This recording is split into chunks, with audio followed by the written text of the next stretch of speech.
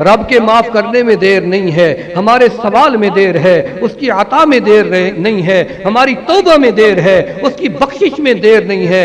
اس لیے ہم نے تو جملے ہی ادا کرنے ہیں اس زبان سے کہ یا اللہ ہم جیسا گناہگار ہمیں دھرتی پہ نظر نہیں آتا، کیونکہ ہم نے اپنا محاسبہ کرنا ہے، اپنے اندر جھانک جھانک کے دیکھنا ہے، دوسرے کو نہیں دیکھنا کہ اس میں یہ عیب ہے، اس میں یہ کمی ہے، اس میں یہ کوتاہی ہے۔ بھی جب دکان پہ جاتے ہو تو دکاندار کا چہرہ تو نہیں دیکھتے ہو کہ اس کی شکل کیسی ہے، شکل اچھی لگے تو سودا خرید کریں، نہیں دکاندار کو کوئی نہیں دیکھتا، بلکہ آپ اپنے سودے کی تلاش میں ہوتے ہیں کہ میرا سودا کس کی ہاں موجود ہے۔ قیمت بھی سودے کی لگتی ہے، دکان کی نہیں لگتی، دکاندار کی نہیں لگتی ہے۔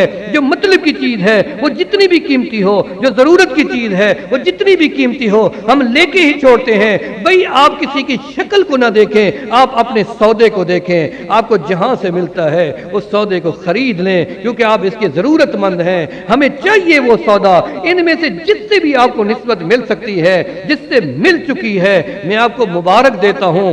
آپ کی صحبت، آپ کی نسبت کاملین کے ساتھ رب نے جوڑی ہے۔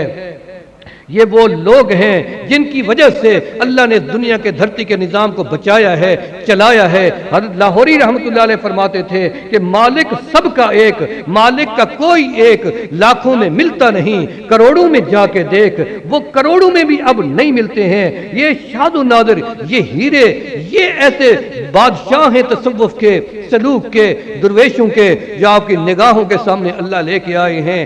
ایک جنتی کا چہرہ دیکھ لینا جنت میں داخلے کا ذریعہ بنے گا۔ یا اتنی اللہ والوں کا اجتماع ہو، یہاں آنے والا قریب سے دور سے کوئی بھی محروم نہیں جاتا ہے۔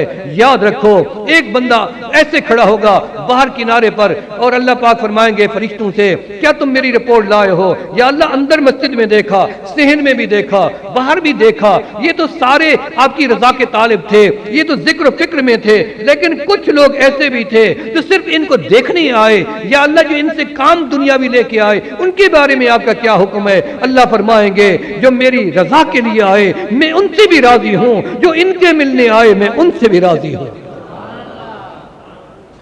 احب الصالحین ولست منہم، ہم ان اللہ والوں سے محبت کرتے ہیں، ہم اللہ والے، اللہ ہمیں اپنا بنائے، اللہ وہ نسبت جو ان کو عطا کر چکے ہیں آپ کو ہمیں نصیب فرمائے۔ آپ کو کیا پتہ ہے ان کی محنتوں کا کہ انہوں نے کتنی محنتیں کر رکھی ہیں۔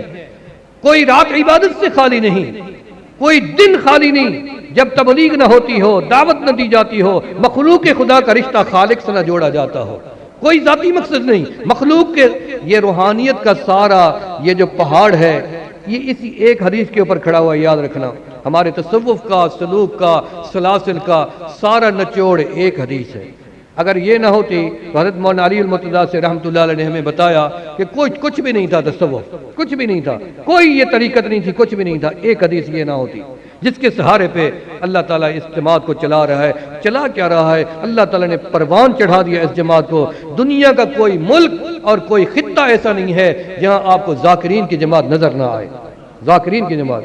اس فقیر کو ایک موقع ملا مدینہ طیبہ میں، حضرت عبداللہ حبشی ایک شام کے حبشے کے بزرگ تھے، 100 سال کے قریب عمر تھی۔ مجھے کسی نے کہا کہ حبشہ کے بزرگ آئے ہیں، احد میں ٹھہرے ہوئے ہیں، آپ ملنا چاہیں گے؟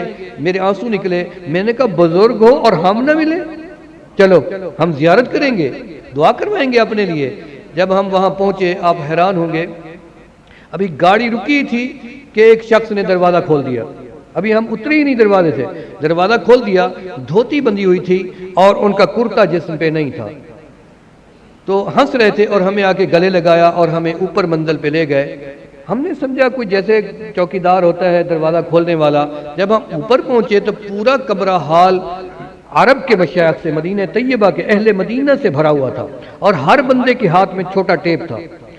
تو ایک جانماز رکھی ہوئی تھی، وہ جو بندہ ہمیں نیچے سے اوپر لے کے گیا وہ تو خود ہی وہی بزرگ تھے، اور وہ جا کے اپنی گدی پہ بیٹھ گئے۔ میں اتنی حیران ہوا کہ یہ بزرگ ننگے پاؤں نیچے اتر کے آئے، ہمیں لے کے گئے اور مجھے بھی ساتھ بٹھا لیا اپنے ساتھ۔ جو میں نے ان کی شکل دیکھی، صرف میں آپ کو وہ بتانا چاہتا ہوں کہ ان کے آنسو یہاں سے نکل رہے تھے، آنکھوں سے آنسو۔ اللہ اکبر، بات بھی کرتے جاتے تھے اور روتے بھی جاتے تھے، اور ان آنسوؤں سے ان کی ایسی نالیاں پڑ گئی تھی، جھریاں نہیں، نالیاں، یہاں سے لے کے ہونٹ تک ادھر بھی نالیاں تھی، وہ آنسو گرتا اور نالی میں چل غائب ہو جاتا، نظر بھی نہیں آتا، اور نیچے سوراخ سے نیچے آ پڑتا تھا۔ وہ رب کے عشق میں کتنی روتے ہوں گے کہ جن کے چہرے گواہی دے رہے تھے۔ یہ اللہ کے بندے ہیں، اللہ نے آپ کو موقع نصیب فرمایا ہے کہ آپ ان کی زیارت بھی کر رہے ہیں، تو گناہوں کی توبہ ہونی چاہیے نہیں ہونی چاہیے؟ جی، ہر گناہ کی توبہ ہو یا نہ ہو؟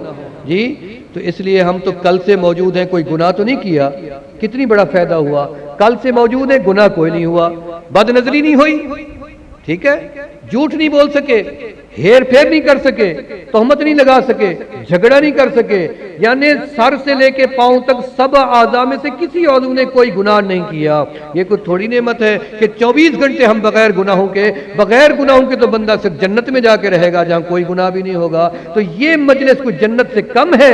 نبی علیہ السلام نے فرمایا اذا مررتم بریاض الجنت فرتعوا، اے میرے صحابہ جب تم جنت کے باغات سے گزرو تو کھا پی لیا کرو، یہ وہ جنت کا باغ ہے۔